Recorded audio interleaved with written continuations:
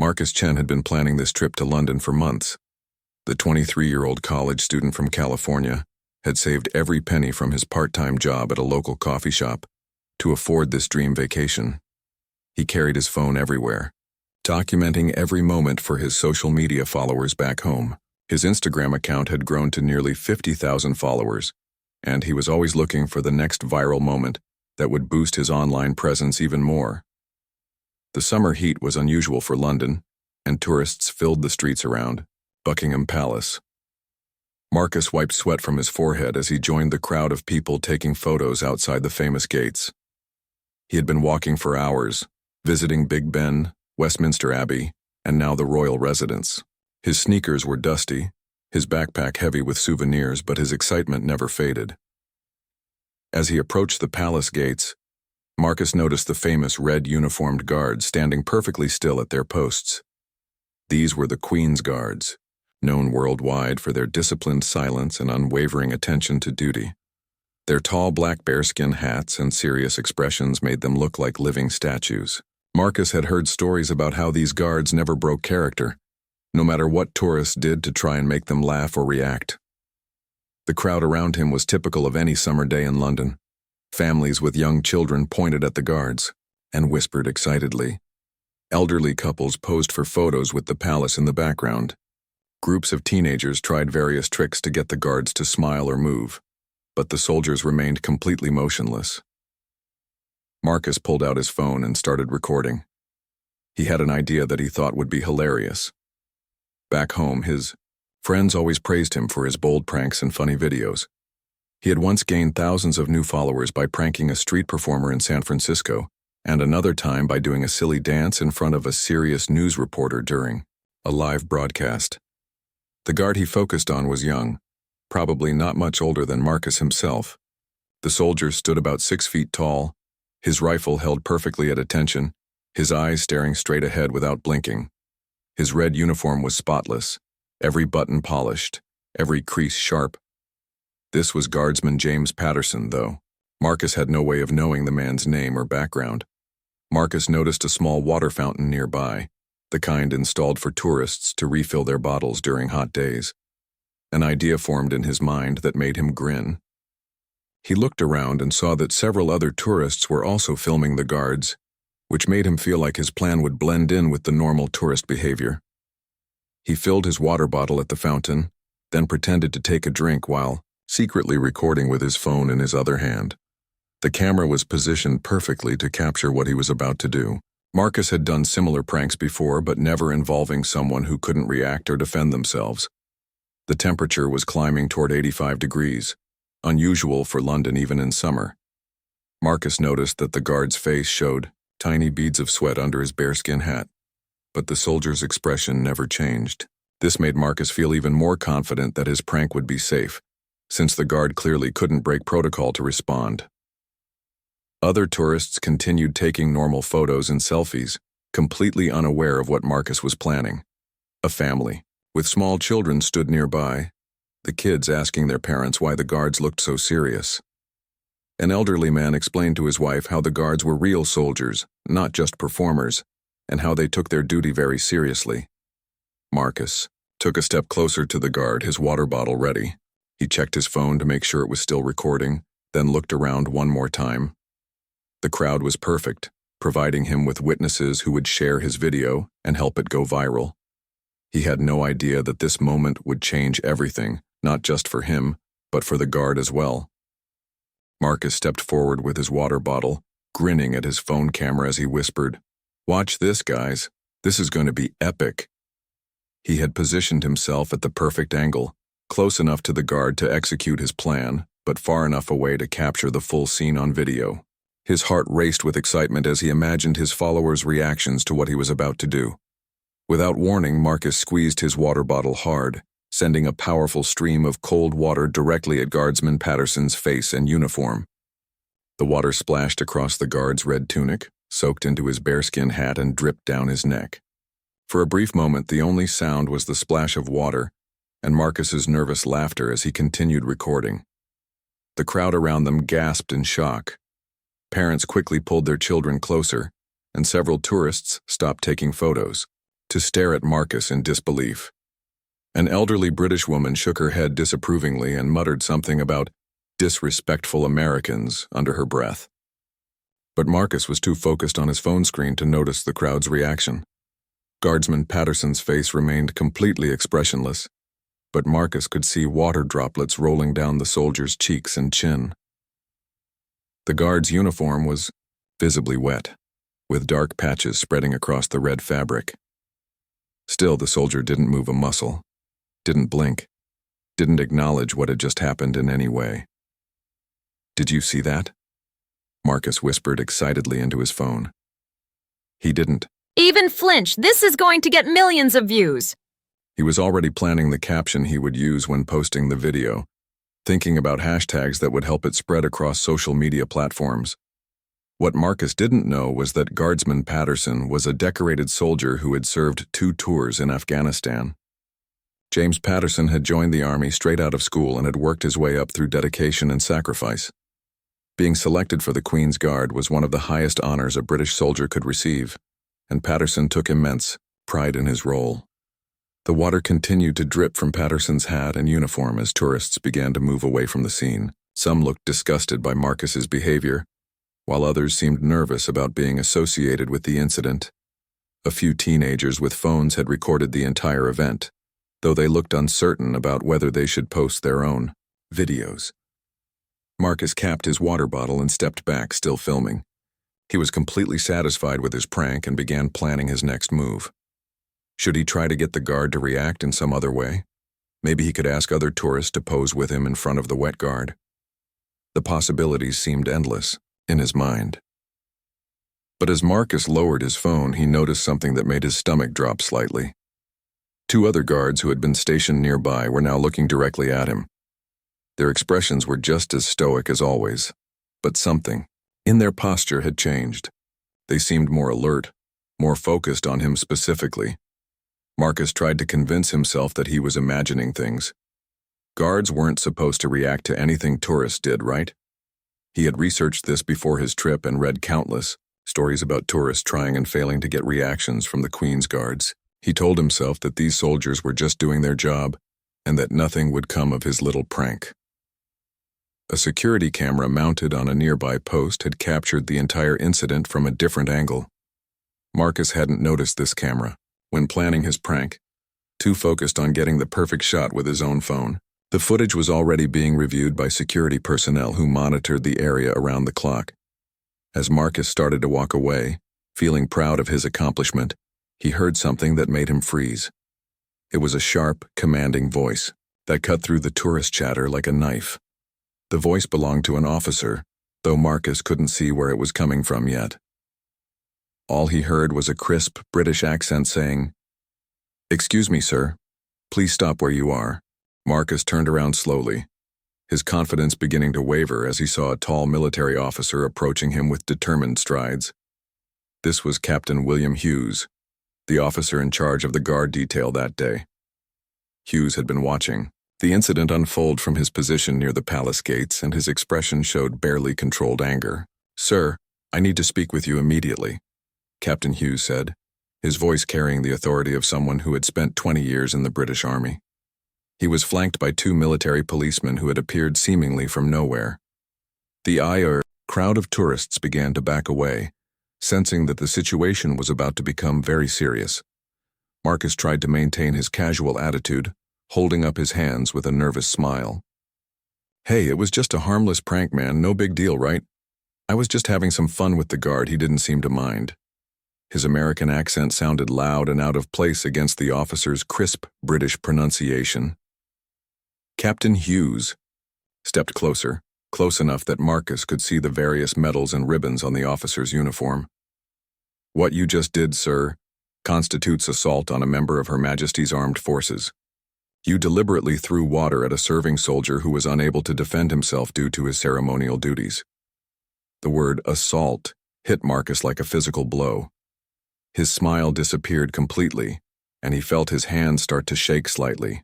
Assault? But it was just water. I see people try to make the guards laugh all the time. This isn't any different, is it? "It is completely different," Hughes replied coldly.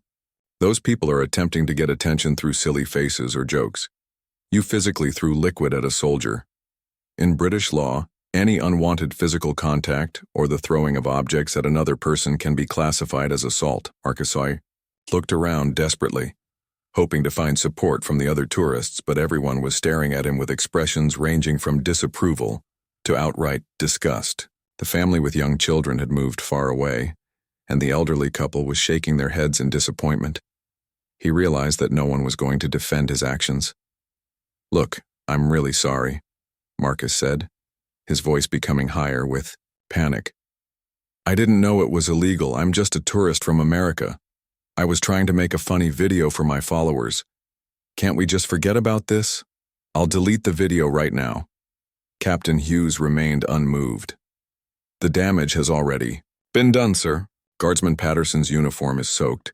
His equipment has been compromised, and he will need to be relieved from duty to change into dry clothes.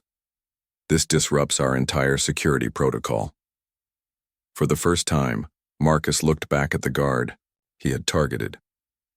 Guardsman Patterson was still standing at perfect attention, but Marcus could now see that the soldier's uniform was not just wet but completely soaked through in places. Water was still dripping from his hat onto his boots, and his white collar had become transparent where the water had soaked through. "Furthermore," Captain Hughes continued, "you have shown complete disrespect for a decorated soldier who has served his country with honor in combat zones. Guardsman Patterson has earned the right to perform his duties without being humiliated by tourists seeking internet fame." Marcus felt his stomach twist with guilt as he began to understand the real impact of his actions. This wasn't just a prank anymore. He had genuinely hurt someone who couldn't fight back, and he had done it purely for entertainment. The realization made him feel sick. The two military policemen moved slightly closer, and Marcus noticed that other security personnel had appeared around the area. What had started as a simple prank was quickly turning into a serious legal situation, and Marcus was beginning to understand that his trip to London might end very differently than he had planned. Captain Hughes gestured to the military police, and Marcus felt his heart sink as he realized this was not going to end with a simple warning. "Sir, you need to come with us for questioning. You have the right to remain silent, but anything you say may be used against you in court." "Court?" Marcus's voice cracked as the word escaped his lips. "You're arresting me? Over a water bottle? This is insane." He looked around frantically, hoping someone would intervene or tell him this was all a misunderstanding. One of the military policemen, Sergeant Davies, stepped forward with handcuffs. "Turn around, sir, and place your hands behind your back." His tone was professional but firm, leaving no room for argument or negotiation. Marcus backed away slightly, his phone still in his hand. Wait. Can I call my parents? Can I call the American embassy? I'm an American citizen. You can't just arrest me like this." His voice was getting louder and more panicked, drawing even more attention from the crowd. "You are being arrested under Section 39 of the Criminal Justice Act for common assault," Sergeant Davies explained as he moved closer. "Being an American citizen does not exempt you from British law while you are on British soil." The crowd had grown larger as word of the incident spread through the tourist area. People were pulling out their phones to record Marcus's arrest, creating the exact kind of viral moment he had wanted, but not in the way he had imagined. Instead of being the clever prankster getting millions of views, he was now the foolish tourist being led away in handcuffs. As the handcuffs clicked around his wrists, Marcus felt the full weight of his situation crash down on him. This wasn't a movie or a social media stunt that he could edit later. This was real life, with real consequences that could affect his future in ways he had never considered. "My phone," Marcus called out as Sergeant Davies began leading him away. "Can I at least get my phone? I need to call someone." "Your belongings will be processed as evidence," Captain Hughes informed him. "The video you recorded will be examined as part of the investigation into your assault on Guardsman Patterson." Marcus felt tears forming in his eyes as he realized that the very video he had created to boost his online fame was now going to be used as evidence against him in court.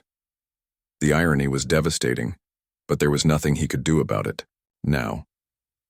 As they walked toward a waiting police van, Marcus caught one last glimpse of Guardsman Patterson.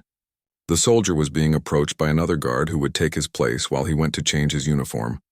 For just a moment, Marcus thought he saw Patterson glance in his direction, and the look in the soldier's eyes was not anger or hatred, but something worse: disappointment. The police van was parked just outside the main tourist area, and Marcus could see curious onlookers pressing closer to see what was happening. Some were taking photos, others were asking questions of anyone who might have witnessed the incident. His arrest was already becoming a spectacle that would probably end up on social media anyway, but not in the way he had hoped. "Where are you? Taking me?"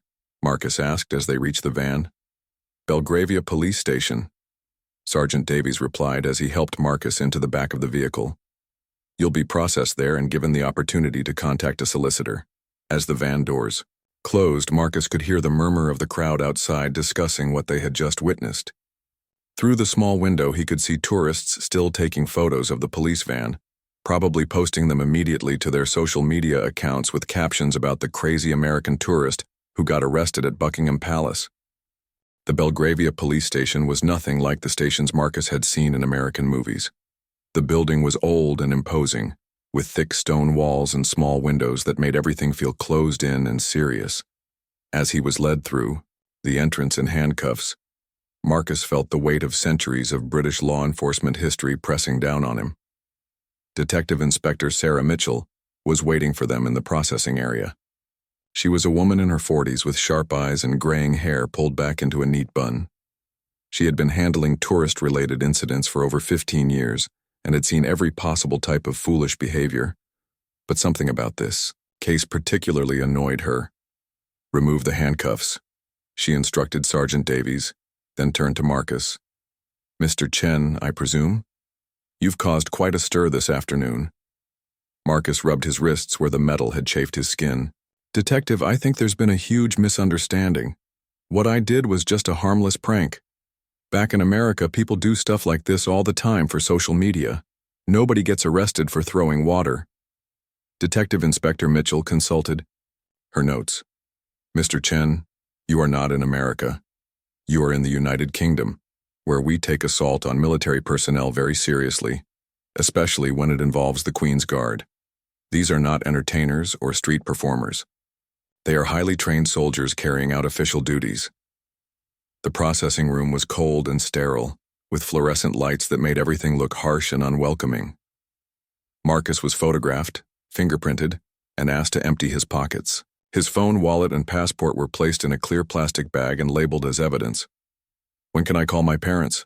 Marcus asked as he watched his belongings disappear into the evidence system. "They're going to be so worried when they can't reach me." "You'll be allowed one phone call after processing is complete," Detective Mitchell replied. "But first we need to conduct a formal interview. You have the right to have a solicitor present during questioning." Marcus had no idea how the British legal system worked or what a solicitor was, but he assumed it was similar to a lawyer in America. "How much will that cost?" "I'm just a college student. I spent all my money on this trip." "If you cannot afford a solicitor, one will be appointed for you by the court," Detective Mitchell explained. "However, I should inform you that this matter is being taken very seriously by the military authorities. Guardsman Patterson is a decorated veteran who has served in Afghanistan, and what you did to him has been classified as both assault and conduct, likely to cause harassment, alarm, or distress." The mention of Afghanistan hit Marcus hard. He had never considered that the guard might be a real soldier with combat experience. In his mind, the guards were just part of the tourist attraction, like costumed characters at a theme park. Learning that he had humiliated a war veteran made him feel physically sick. "I didn't know," Marcus whispered, more to himself than to the detective. "I thought they were just, I don't know, ceremonial guards who stood there for tourists." "Ignorance of the law is not a defense, Mr. Chen," Detective Mitchell said firmly. "Neither is ignorance of the service and sacrifice of our military personnel. The Queen's Guard are active duty soldiers who have earned their positions through years of dedicated service." Marcus was led to a small cell to wait for his solicitor. The cell was basic but clean, with a narrow bench and a small sink.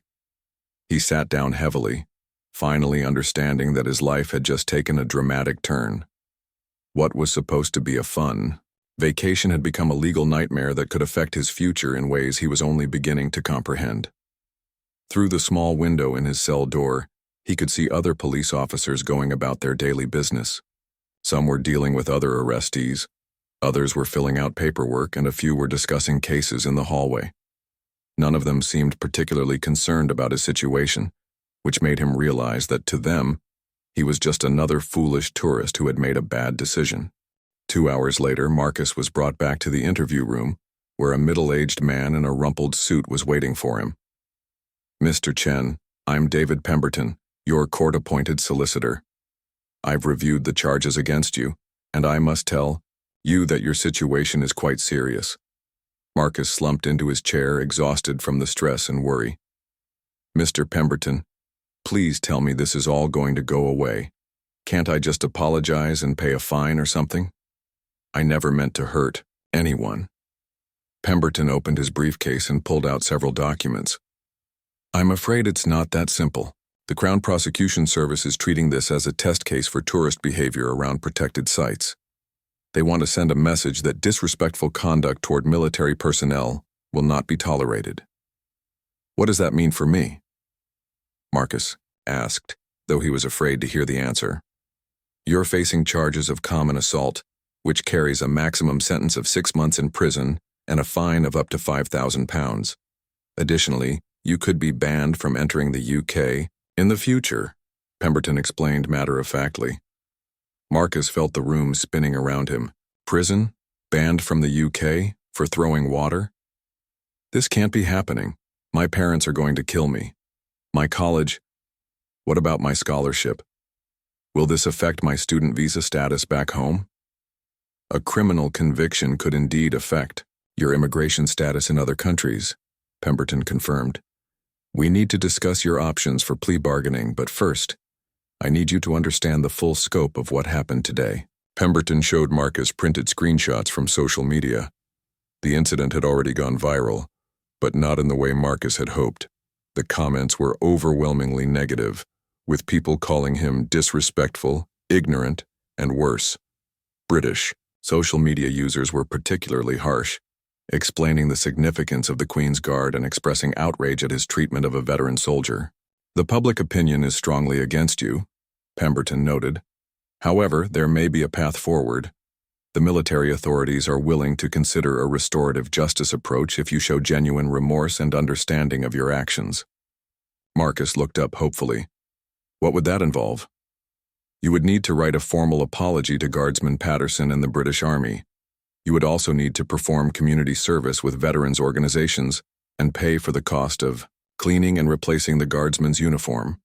Most importantly, you would need to create a public video explaining why your actions were wrong and discouraging other tourists from similar behavior." The idea of making a public apology video was humiliating, but Marcus realized it was far better than the alternative of prison time. "If I do all that, the charges will be dropped?" "Reduced, not dropped," Pemberton corrected. "You would plead guilty to a lesser charge and receive a suspended sentence, meaning you wouldn't go to prison unless you commit another offense. However, you would have a criminal record." Marcus spent the next hour working with his solicitor to craft a statement of remorse. Writing the apology forced him to confront the reality of what he had done and its impact on Guardsman Patterson. For the first time since the incident, he began to truly understand the difference between a harmless prank and a hurtful assault. 3 days later, Marcus stood in Westminster Magistrates' Court, reading his apology aloud to a packed courtroom. Guardsman Patterson was present in civilian clothes, and Marcus could see the dignity and composure of a professional soldier, even out of uniform.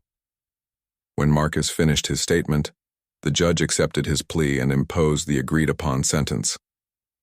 Outside the courthouse, Marcus faced a crowd of journalists and cameras.